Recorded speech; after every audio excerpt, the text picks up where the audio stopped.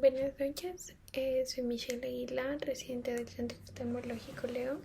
El tema del día de hoy son procedimientos del segmento posterior. Comenzaremos con el capítulo de intentación escleral. Este es un procedimiento utilizado para mejorar la visualización y evaluación dinámica de las lesiones periféricas de la retina durante la oftalmoscopía indirecta binocular. Este método permite comprimir la esclera para movilizar la retina periférica hacia el centro del campo visual, facilitando la identificación de desgarros, agujeros y otras patologías periféricas que pueden no ser visibles con una visualización estándar.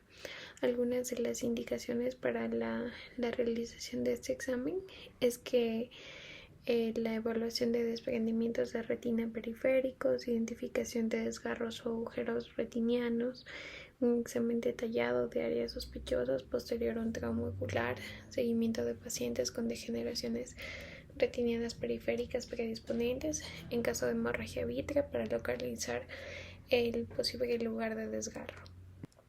Bien, ahora ¿cómo es la técnica? Tenemos que explicar al paciente el procedimiento asegurando la cooperación durante la evaluación. Colocamos al paciente en posición supina para así facilitar la maniobra. Como es el uso del intentador. El intentador o un intentador escleral es como una espátula de botón o un depresor escleral, como se evidencia en la imagen inferior. Se utiliza para aplicar presión en la esclera a través del párpado o directamente en la conjuntiva. Se realiza de manera dinámica, desplazándolo el intentador para observar toda la periferia de la retina. Con la visualización del oftalmoscopio indirecto, que vamos a verlo más adelante, lo que tenemos que hacer es que utilizando el oftalmoscopio indirecto y una lente de 20 vamos a poder continuar con el examen. Como se mencionó antes, utilizando el oftalmoscopio indirecto y una lente de 20 dioptrías, el examinador observa la retina periférica mientras realiza la intentación. El procedimiento permite observar áreas de elevación anormal, lesiones, desgarros o degeneraciones retinianas periféricas. Con una evaluación dinámica, la intentación genera un movimiento relativo entre el vítreo y la retina, útil para detectar adherencias vitreoretinianas o confirmar la presencia de desgarro. Tenemos que saber algunas de las contraindicaciones, las mismas que pueden ser un trauma ocular reciente severo, donde la manipulación pueda causar daño adicional, una infección ocular activa, como en el caso de una endoftalmitis, lesiones esclerocorneales o cirugías recientes también, y pacientes con dolor ocular significativo que no pueden tolerar el procedimiento. Ya. El siguiente tema es evaluación de la retina con un lente de 3 espejos. Este consiste en una potencia de lente central de 64 dioptrías, capaz de mostrar el fondo central a 30 grados del eje. Tenemos que saber que el disco óptico y la mácula se pueden examinar con este lente posicionada centralmente para cambios sutiles. Los 3 espejos reflectantes cerrados están separados a 120 grados con diferentes ángulos de inclinación, 73, 67 y 59, correspondientes al fondo ecuatorial, a la hora serrata y a las regiones de la pars plana respectivamente. La última lente también se utiliza en la gonioscopía para ver el ángulo de la cámara anterior. Los espejos de 73 y 67 se utilizan con frecuencia con el diagnóstico diferencial para determinar orificios retiniales periféricos, desgarros u otras anomalías.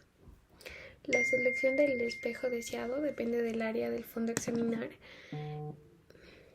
Las vistas resultantes se invierten solo en una dirección antero-posterior, no lateralmente como en la oftalmoscopía indirecta binocular. Por ejemplo, la retina inferior se ve invertida y directamente en un espejo posicionado superiormente.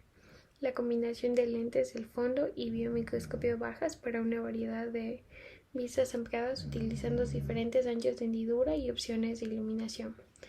El aumento adicional con la lente de 3 espejos es una clara ventaja sobre el oftalmoscopio indirecto binocular cuando se requiere un examen detallado. Como parte de la técnica, colocamos el joystick verticalmente para permitir un enfoque fino en la punta del dedo.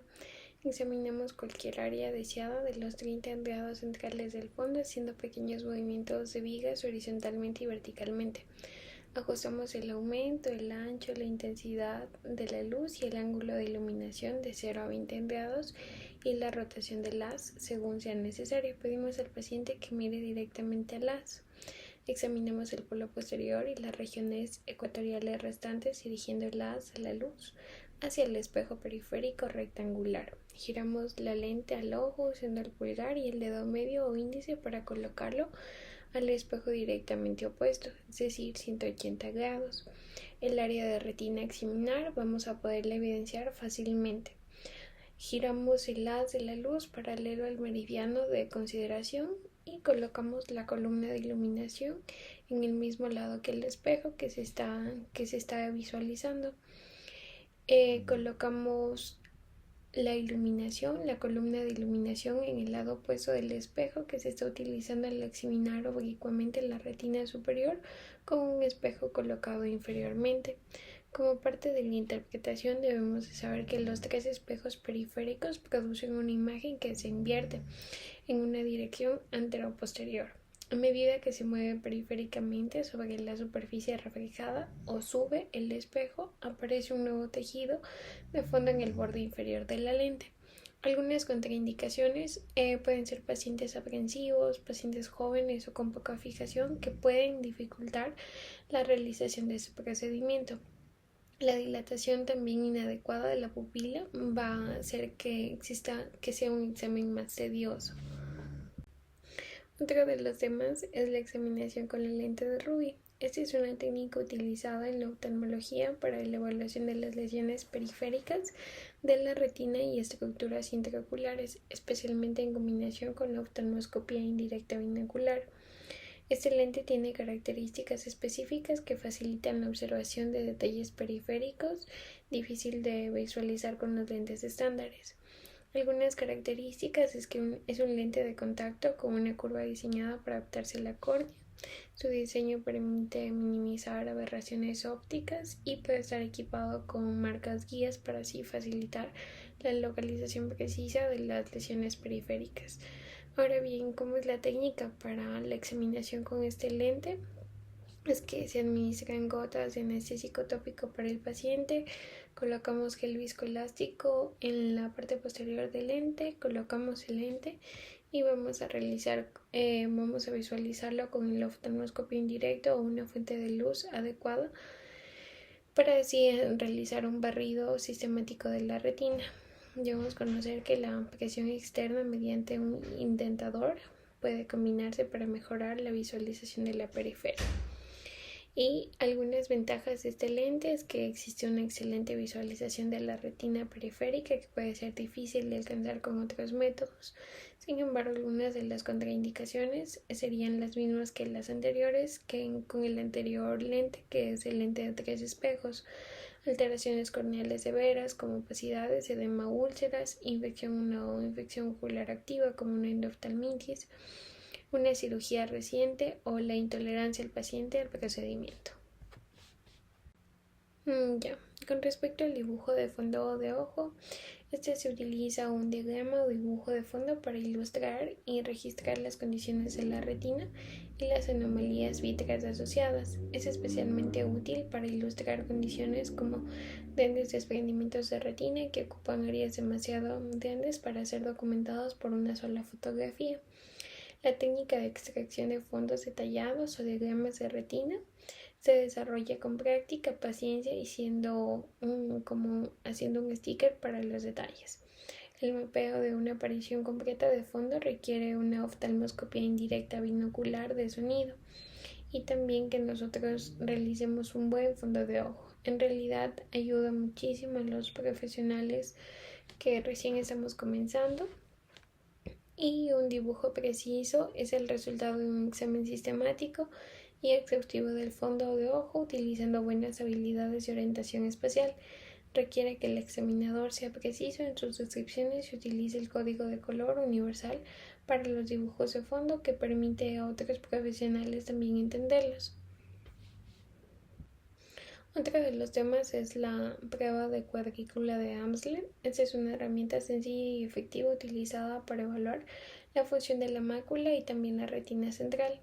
Permite detectar anomalías visuales como metamorfopsias, que son distorsiones de las líneas rectas, o escotomas, que es una pérdida de visión localizada, que son indicativas de alteraciones fundamentalmente en la mácula, como en la degeneración macular relacionada con la edad.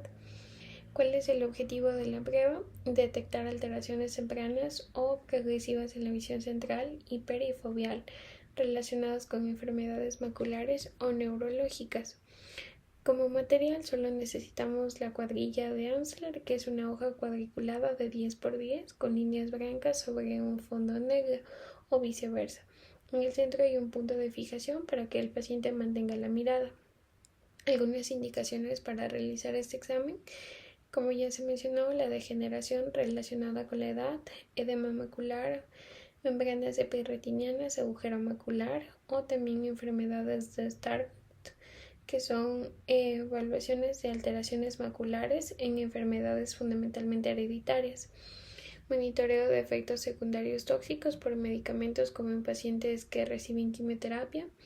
Para la preparación, el paciente solo tiene que estar sentado, aseguramos una buena iluminación y le pedimos al paciente que sostenga la cuadrícula a distancia de 30 o 40 centímetros. Le pedimos que se tape un ojo con la mano o con un parche. Fijamos la mirada en un punto y le preguntamos al paciente si observa alguna de las siguientes anomalías: líneas rectas que parecen onduladas, curvas o distorsionadas, que serían metamorfopsias; áreas donde las líneas desaparecen o faltas, que serían escotomas; o cambios en la uniformidad o claridad de la línea.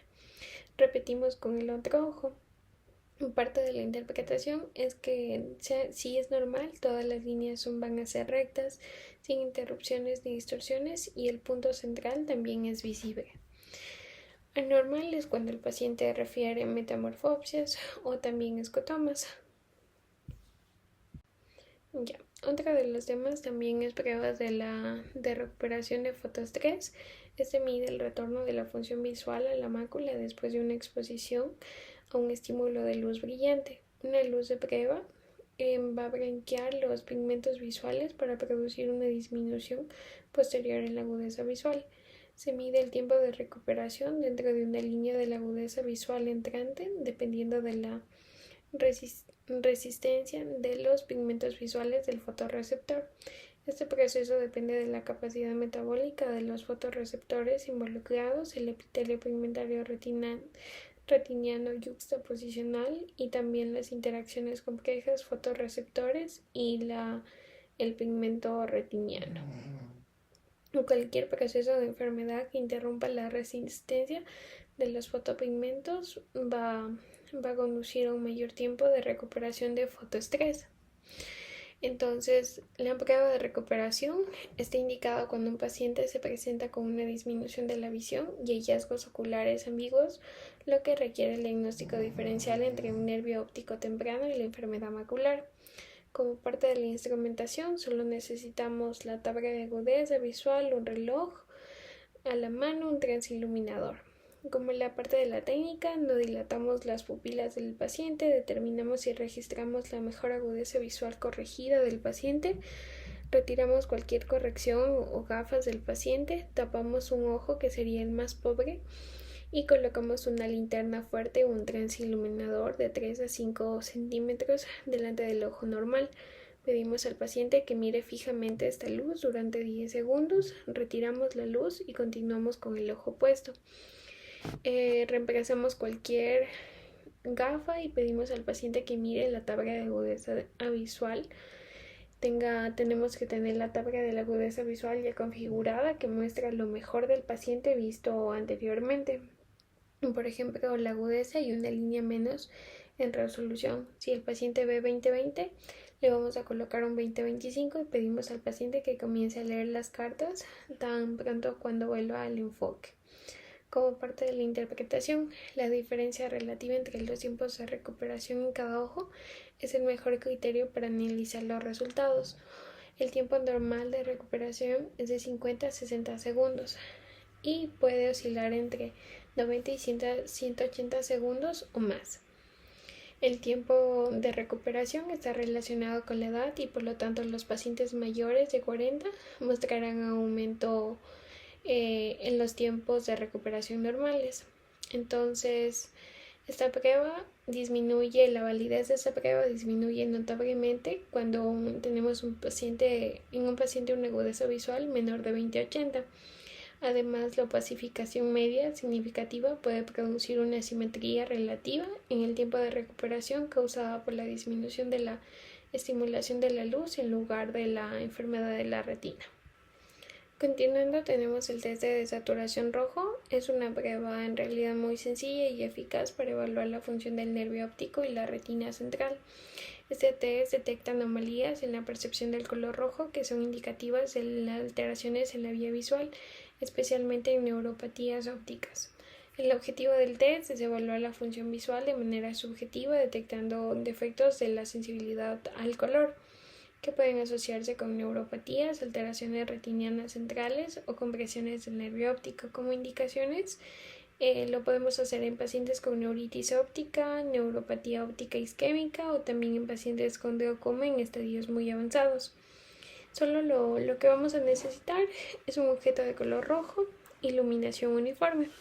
Como parte del procedimiento, pedimos al paciente, lo sentamos en un lugar bien iluminado, explicamos el procedimiento y vamos a hacer una evaluación monocular. Solicitamos que se tape uno de los ojos mientras observa el objeto rojo con el otro. Pedirle que nos diga el color, la intensidad y la saturación del rojo. Y hacemos una comparación interocular. Repetimos la prueba con el otro ojo y preguntamos si el color rojo se ve igual en ambos ojos o si se percibe más apagado o menos intenso. Como análisis, una reducción en la percepción del rojo en un ojo comparado con el otro es un hallazgo muy significativo y significaría ya algo fuera de lo normal. Entonces esto puede sugerir una disfunción del nervio óptico en ese ojo. Puede estar asociado con un defecto pupilar aferente relativo si se realiza conjuntamente con otras pruebas de función visual. La angiografía con fluorescencia es un estudio especializado que utiliza un tinte fluorescente y una cámara para evitar la circulación de la retina y la coroides. Este procedimiento es muy importante en el diagnóstico, monitoreo y manejo de diversas enfermedades oculares que afectan los vasos sanguíneos retinianos. Algunas indicaciones, fundamentalmente está indicado en retinopatías, degeneración macular relacionada con la edad, oclusiones vasculares, en la corioretinopatía serosa central, en pacientes con edema macular, tumores intraoculares y seguimiento postquirúrgico. Luego vamos a tener que canalizar al paciente, informamos lo que se va a hacer y hacemos una dilatación pupilar. Y cuando hacemos la dilatación pupilar se pueden administrar gotas midráticas antes del estudio. Como tercer paso hacemos la inserción de la línea intravenosa, la preparamos para la inyección del contraste, que sería fluoresceína sódica, generalmente al 10 o al 25%. Con la inyección del contraste se le inyecta en una vena del brazo o dorso de la mano. Comenzamos a capturar imágenes. Una cámara especial con filtro azul excita la fluoresceína, mientras que otro filtro amarillo capta la fluorescencia. Entonces, por eso se tienen imágenes en diferentes momentos: la fase arterial, fase arteriovenosa, fase venosa y fase tardía. Entonces, en los hallazgos comunes podemos evidenciar una hiperfluorescencia, que sería una fuga o aumento del brillo, que se traduce como edema o neovascularización. Todo lo contrario, la hipofluorescencia, existiría una reducción del flujo por hemorragias o también exudados. Ya para finalizar, el estudio de ecografía oftálmica. Este es un procedimiento de diagnóstico utilizado para la detección y diferenciación de trastornos oculares y orbitarios. Su uso más común es un modo de contacto para la evaluación del segmento posterior en pacientes con opacificaciones en cámara anterior. El ultrasonido oftálmico consiste en ondas acústicas focalizadas de longitud onda con frecuencias de aproximadamente 10 mHz. Una sonda ecográfica con un cilindro ovalado interno contiene un cristal, entonces este oscila lateralmente cerca de la punta que convierte la energía eléctrica en energía mecánica. Esto se emite como una fuente de onda acústica que avanza hacia el ojo y la velocidad intraocular y orbital a medida que pasa a través de varios tejidos oculares, refractan y dispersan las ondas sonoras a su manera característica. Entonces esto va a generar los ecos que los vamos a poder observar en la pantalla. La detección de ultrasonido (SCAN) se indica más comúnmente en casos de medios opacos donde se desea información sobre el estado ocular posterior, como ya se mencionó. Por ejemplo, la tomografía debe realizarse cuando existe un componente sanguíneo muy importante para establecer la etiología, como fuga vascular, desgarros o desprendimientos de la retina en tumores o enfermedades vasculares con desprendimiento secundario. Como parte de la técnica, colocamos 2 gotas de solución anestésica tópica en cada ojo. Colocamos la unidad del ultrasonido detrás del paciente para permitirle ver simultáneamente tanto la sonda como la pantalla de video, exponiendo la conjuntiva inferior y la esclerótica. Aplicamos una pequeña cantidad de metilcelulosa en la punta de la sonda para que actúe como medio de acoplamiento. Para los escaneos de detección transversal, colocamos la sonda paralela al limbo inferior, directamente en la conjuntiva, en el borde limbal con el marcador orientado nasalmente. Mantenemos la sonda firme en el globo y observamos la pantalla. Si queremos, podemos orientar el marcador superiormente para escaneos nasales y temporales nasales, para escaneos superiores e inferiores y superiormente para cualquier escaneo oblicuo requerido. Tenemos que saber que para las exploraciones longitudinales podemos orientar la sonda perpendicularmente al limbo colocando el marcador de la sonda hacia el centro de la córnea para poder observar todos los meridianos.